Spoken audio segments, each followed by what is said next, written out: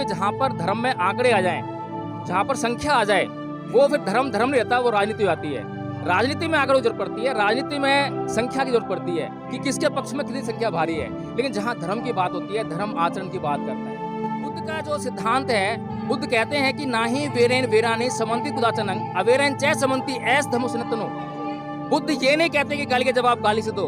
बुद्ध कहते हैं कि वैर से कभी वैर शांत नहीं होता, अवैर से ही वैर शांत होता है। आज इस मंच पर 12 के 12 कम से कम वो जो विधायक हैं, जो इस समाज का होने का दावा करते हैं कि हम इस समाज के हैं, इस समाज से आते हैं और इस समाज का जो सर्टिफिकेट लेकर जो है वो विधायक बने हैं, वो आज इस मंच पर जो है मौजूद होते हैं। मंत्रिमंडल में, दिल्ली के मंत्रिमंडल में राजेंद्र पाल गौतम जैसा शख्स मौजूद है, तो उनका सानिध्य इन विधायकों को प्राप्त करना चाहिए। उनको पूछना चाहिए कि आप ये क्या कर रहे हैं, आप हम सब लोगों से अलग हटके क्यों काम कर रहे हैं, आपकी विचारधारा क्या है, बौद्ध धर्म क्या है, हिंदू धर्म क्या है।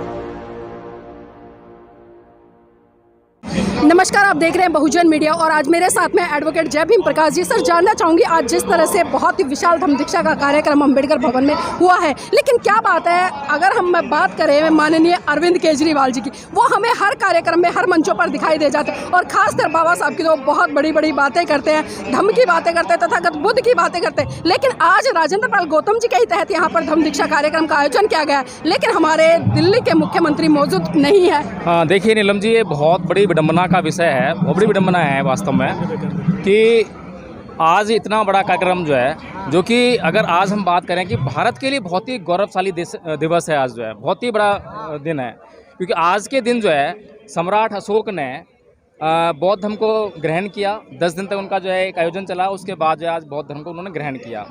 और आज का ही दिन था। वैसे तो 14 अक्टूबर को जो है परम पूज्य बाबा डॉक्टर भीमराव अम्बेडकर ने हिंदू धर्म को त्याग कर बौद्ध धर्म की दीक्षा ली थी।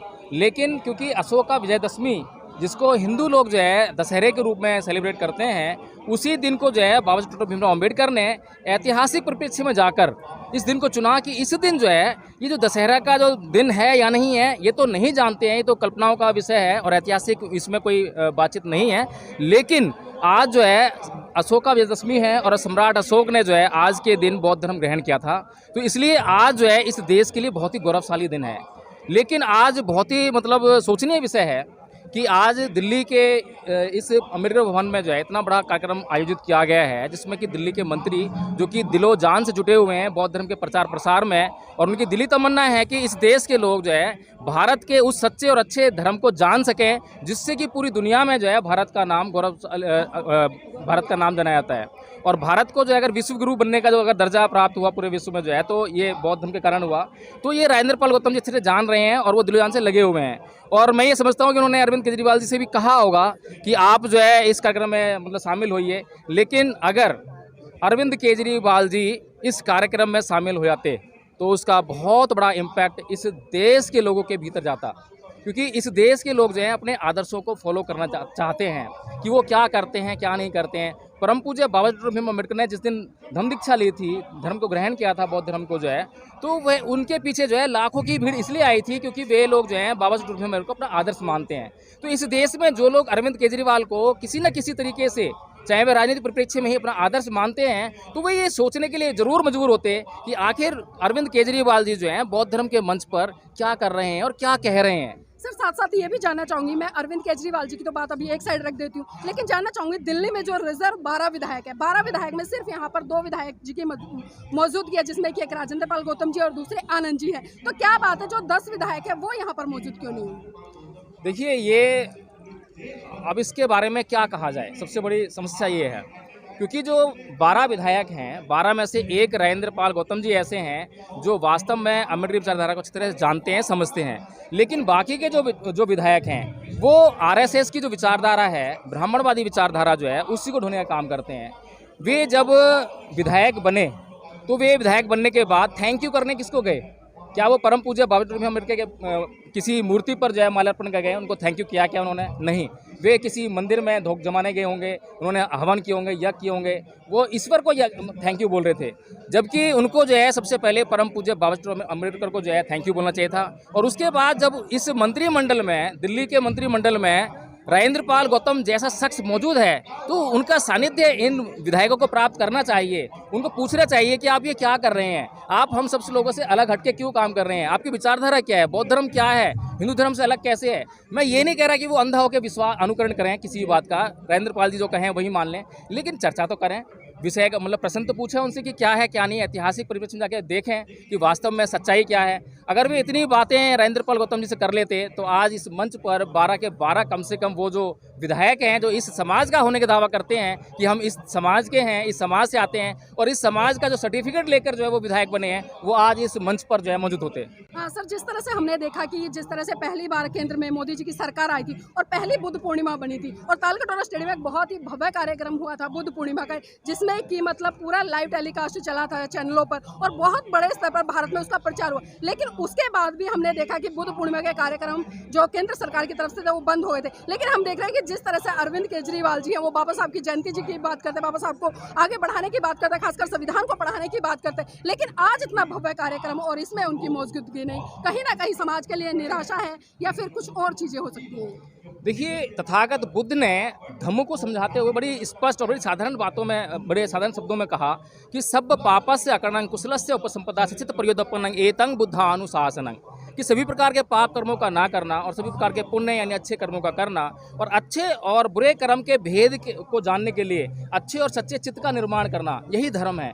और ये बात जो है लगभग मतलब 5 साल का बच्चा भी जानता है, सभी धर्म के लोग जानते हैं। लेकिन इस देश में जो एक विचारधारा है जो कि ये जानती है अच्छी तरह से कि क्या सही है क्या गलत है, लेकिन वो उसके बावजूद जो है इस देश के लोगों को अंधकार बना जाती है। क्योंकि बुद्ध ने कहा है कि अविद्या पच्चा संखारा, कि अविद्या के कारण संस्कार जन्म ले रहे हैं और संस्कार जो है इस संसार में दुख, जाति, जरा, दुख सबका कारण बन रही है।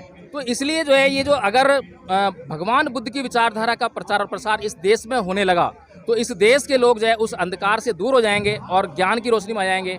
और अगर ज्ञान जानने लगे लोग जो हैं तो ज्ञान का मतलब आप समझती हैं, जो लोग इस देश में एजुकेटेड हैं, अर्थशास्त्री हैं, वे लोग जो हैं अर्थव्यवस्था को लेकर सरकार से प्रश्न करते हैं।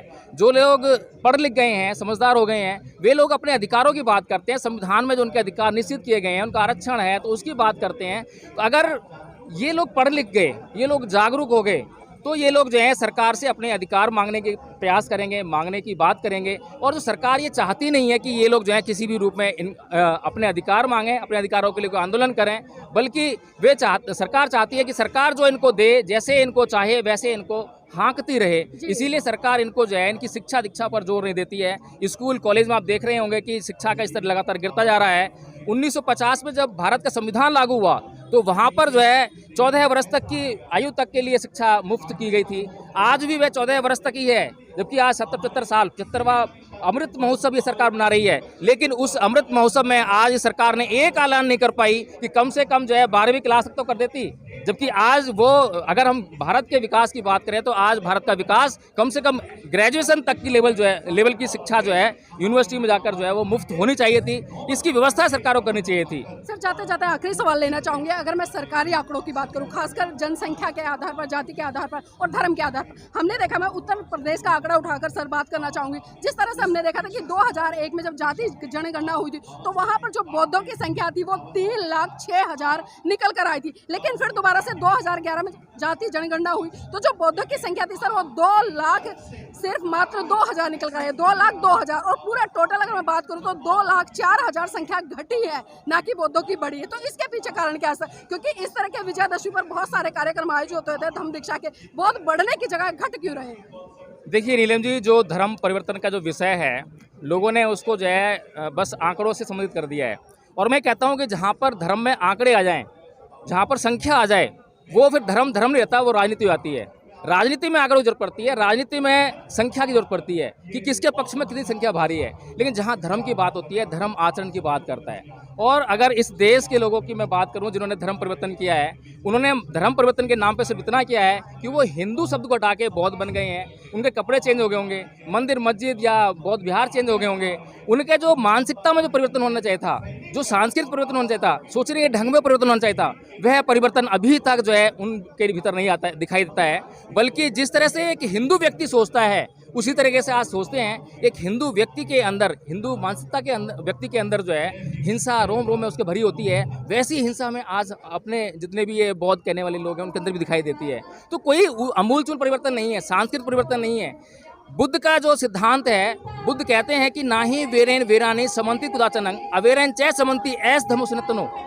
बुद्ध ये नहीं कहते कि गाली के जवाब गाली से दो। बुद्ध कहते हैं कि वैर से कभी वैर शांत नहीं होता, अवैर से ही वैर शांत होता है।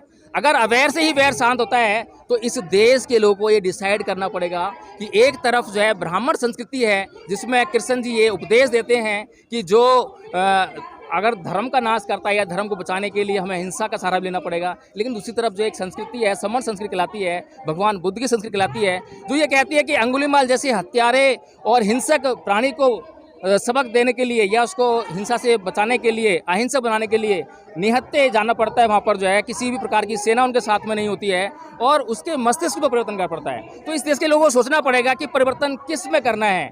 लोगों को मारकर उनको परिवर्तन करना है, उनको खत्म करना है, दुश्मन को खत्म करना है, या फिर उनके दिमागों में परिवर्तन करके उनके भीतर जो बैठा हुआ जो दुश्मन है, उनके भीतर बैठा हुआ जो हिंसक प्राणी है, उसे खत्म करना है।